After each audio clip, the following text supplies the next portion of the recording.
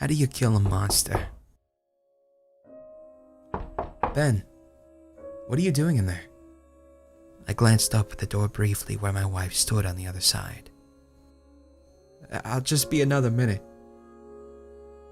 There was no point answering a question. She knew what I was doing, I'm sure. And she didn't like it. But she just didn't understand. Because she wanted me to move on. My eyes then slid back down to my phone where they stayed glued to the screen for another 4 minutes.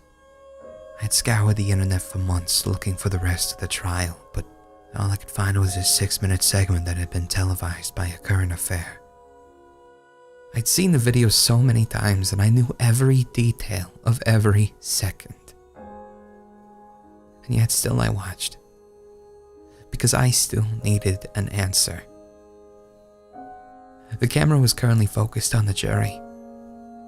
They were all leaning forward and concentrating on the testimony of the forensic expert. The camera then slid over to the witness stand where Dr. Fellmore talked about the decomposition of Andrew's body and the state it had been in when a dog walker had discovered it the previous May. Fellmore then walked over to the overhead projector, tapped a stack of slides on the table to straighten them, and then peeled off the top and placed it onto the projector. The graphic photo of Andrew's naked body appeared on the screen and the entire courtroom gasped. A Current Affair had blurred out the photos, but I remembered what was on them. And they were right to be horrified. Hearing an expert drone in a monotone manner about the graphic abuse of a 5-year-old was much different than seeing its effects firsthand. The doctor explained the slides without emotion, pointing out the countless abrasions, bruises, and open fractures.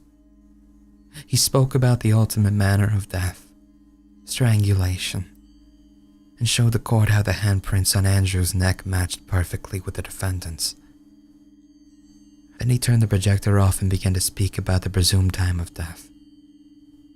The camera then pulled back at this point to show my family, just quietly crying in their seats. And then finally, it panned over to the defendant's table. The boy sitting beside his lawyer looked downright bored. He flipped a pencil back and forth between his fingers and sighed loudly every few seconds.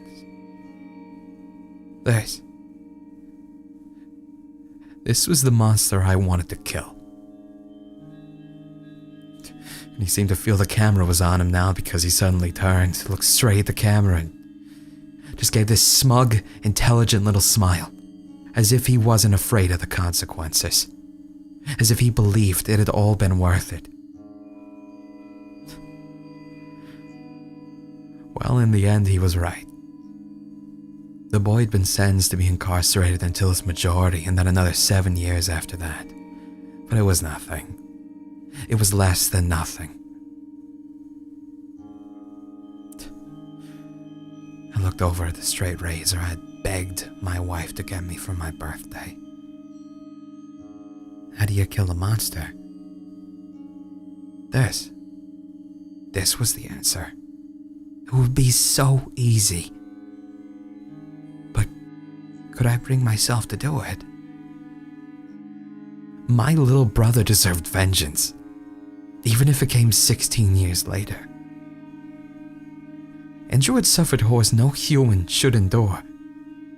Days of it. I looked back down at the tiny screen and watched the last few seconds of the video. The boy suddenly sat up and rapt attention as some of the makeshift torture devices he'd created were brought out and placed upon a table near the jury. My family was escorted from the courtroom, and A Current Affair had cut the video off there. But it didn't matter. I remember what happened next. The detective had held up each one of the devices for the jury to examine, and I'd rocked back and forth in my seat, giddy with pride at my creations.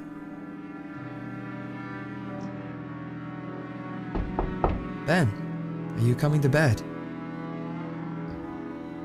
But I was contemplating a much more important question. The only one that mattered. In truth, I knew how to kill a monster. I glanced over at the sharp blade on the counter. That part was easy. But the problem was a bit more complex than that. Because how do you kill a monster when it's inside of you?